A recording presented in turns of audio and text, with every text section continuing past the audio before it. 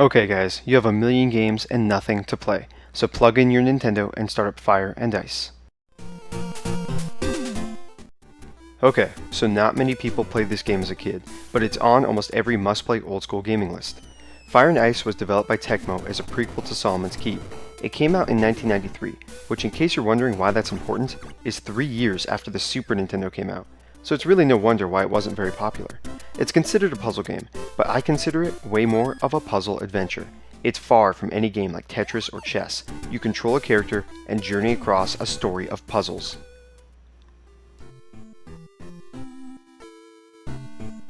The story actually starts off as a story an old woman is telling her kids.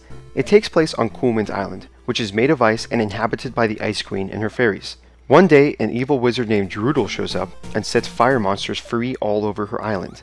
The Queen chooses Dana, a novice wizard, as the hero to save the island from melting. Dana uses the Ice Wand, which allows him to manipulate ice by creating, destroying, and moving ice blocks. The story up to this point is all background, and nothing more is said until the end of the game. It's simple, but that's okay because this game is not story-driven. It's all about the puzzles.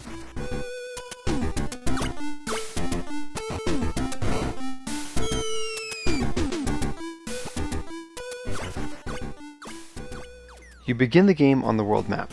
There are several areas to explore, and the cool thing is, while the difficulty may steer you towards progressing this game in a linear path, you can actually go to any area and complete almost any level at any time.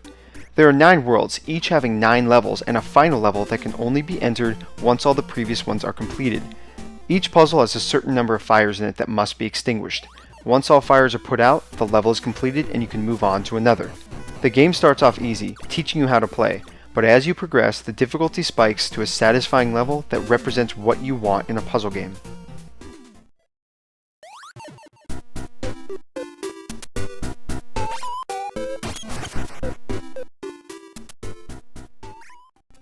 And a puzzle game it is.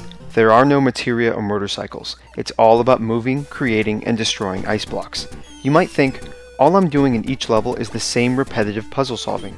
It's just a matter of pushing ice blocks until it extinguishes the flame. Well, rest assured, the game tweaks the concept enough to keep it fresh. For example, there is a puzzle that starts you at the bottom of a room where there is nothing but ice blocks from wall to wall, and it challenges you to reach the top without getting stuck and having to restart.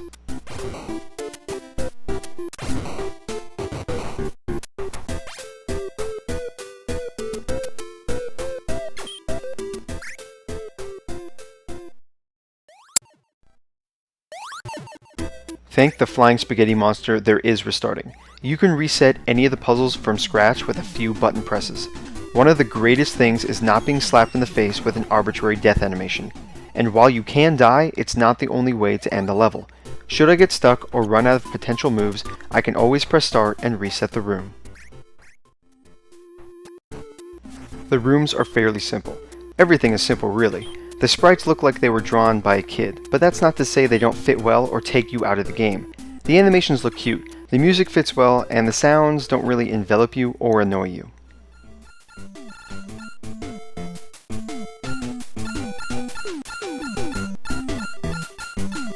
My favorite part has to be the final boss. While it's not the classic boss you're probably thinking, I consider it a boss nonetheless.